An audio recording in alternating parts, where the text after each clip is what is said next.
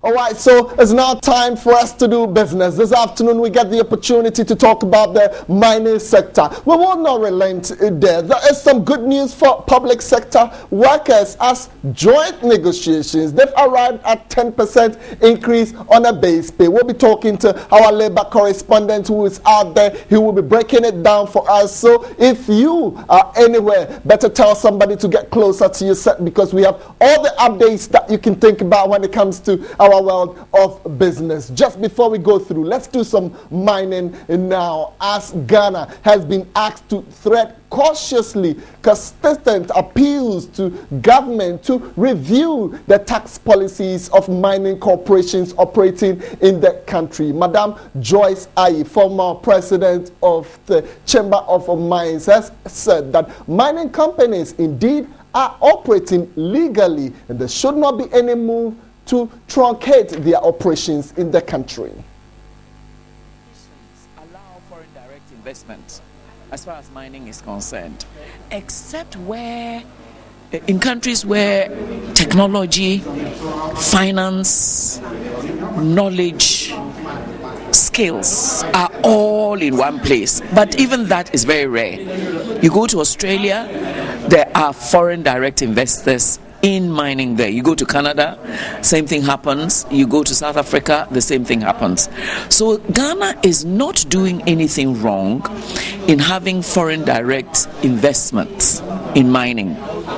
And anybody who cares to know will find out that these mining companies are under strict regulations from the day they get the license to mine through what they have to do with Environmental Protection Agency, the Mining Minerals Commission, and the other agencies under Minerals Commission, for example, the Inspectorate Division.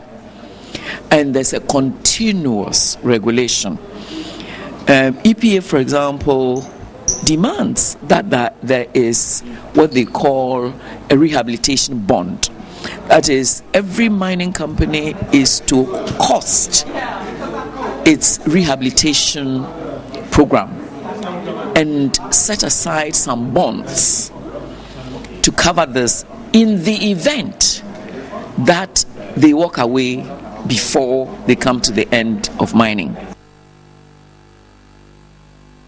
So, Madam Joyce Ayi was speaking at the Canadian Chamber of Commerce breakfast meeting this morning at the Labadi Beach Hotel. Well, let's go back to wages, the labor front. And here, my colleague Daniel Opoku is on the line shortly. He will be joining us. But the news on the table now is that public sector joint negotiations team have agreed on a 10% base pay for public sector workers. Daniel Opoku, a very good afternoon. Thanks for joining us on Midday Live. We're trying to find out what does this mean to the public sector worker? Yeah, because yesterday, August 26th, the Public Sector Joint Negotiating Committee, represented by Salaries and Salaries Commission, Health Minister of Finance, and Organized Labor, have agreed on a 10% base pay for those on the single span pay policy. And the 10% base pay simply represents 5.325 cedis 32 pesos, especially for those on the single span pay policy, which means that those on the single span pay policy should not be paid less than the 5 cedis 32 pesos. And let me also say that it's an increment. Well, it's an increment of that of 2012. 2012 base pay was 4.84 Ghana cedis, so 4 cedis 84 pesos for 2012. So currently, those on the single span pay policy will be receiving 5 cedis 32 pesos. That's representing 10% increase over 2012 figure.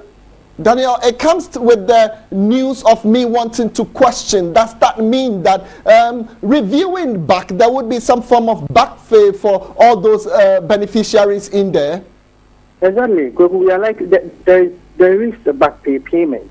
And the 5 cedis 32 pesos is expected to take effect from 1st January. So clearly, you have backlog for government to clear. And the meeting, the Public Sector Joint Negotiation Committee, will meet next week Thursday to define rules and in terms of how the arrears should be cleared. That's what the committee has agreed on. So hopefully next week, the committee will agree to bring out schedules as to how the arrears will be cleared. All right, Daniel, well, just before I let you go, with all due apologies to people who might be listening now, but for some time now we've had the opportunity of talking about the difficulty of wage bill increasing by the day. Was there any touch on it that, well, this was done in checks with the public wage bill, which is continuously increasing? Exactly, Kweku. The increment was done in consonance with increase in government wage bill, because they started negotiations somewhere in June, and organized labor has been talking about the need for government to immediately convene negotiations on a base pay. And government more or less conceded the increase in its wage bill. If you could remember, it says it spends about 70% to clear wages for public sector workers. So the increase in the base pay, that's 10%, was done in consonance with the increase in government wages. So government has considered all these things before the increment was made.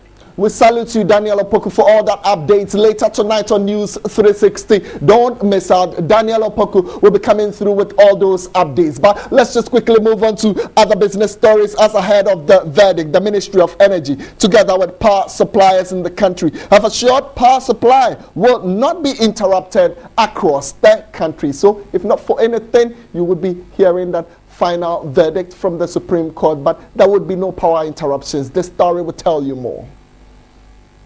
We are doing everything possible to make sure that they have uninterrupted supply of electricity for the coming weeks. Last week, we haven't had any interruption. That's a clear indication. And I think our units are all available except 2 of them which are under maintenance. But that notwithstanding, we still have some reserve that should be able to take us through this week and the coming week. We have got everything under control.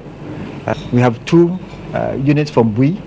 At least 1 has been put down, but there's sufficient generation capacity with reserve margin to cater for the maximum demand of the country. We've intensified preventive maintenance activities, and we've put our men on standby that in case of any outage, they will readily respond to faults. All right, folks, so those of you who just joined us, you're still live on Midday Live. We're bringing you updates on all our business stories. But just about a short while ago, we had Madam Joyce Ayi quickly touching on the need to tread cautiously when dealing with mining companies in the country in terms of taxation and in terms of policy review and the like. We also had the opportunity to speak to Fifi Kwete, who was a minister at the presidency. Well, Fifi Kwete simply said, well, the time is due for mining companies' operations to be reviewed for the Ghanaian to get adequately what he desires. I think generally it's time for us to take another look at the whole extractive industry, okay, especially in the light of us having become an oil producing country, soon going to go into gas as well.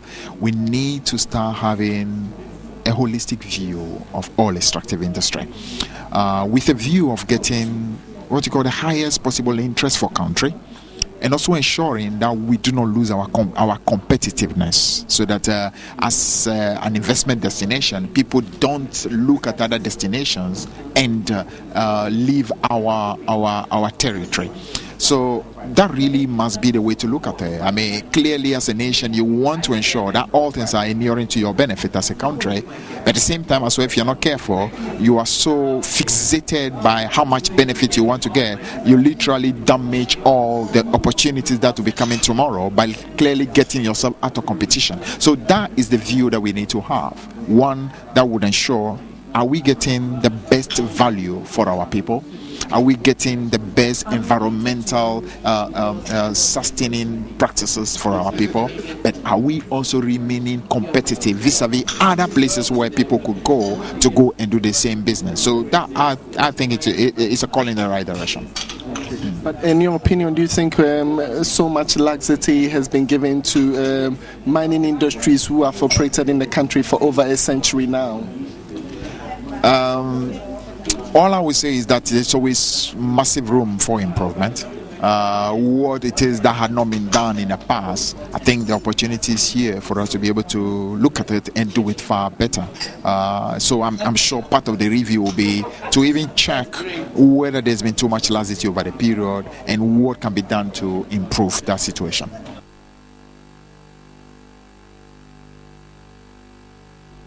All right, so you had Fifi Kwete's reaction. Fifi Kwete is a Minister of State at the presidency in charge of finance and allied institutions. Well, many thanks for joining us this afternoon. Later at 4:30, we'll talk about nothing than how the Ghana cedi has performed against other major trading currencies. That's at the forex market. We'd also want to know about your commodities, how gold has performed, and critically look at crude oil.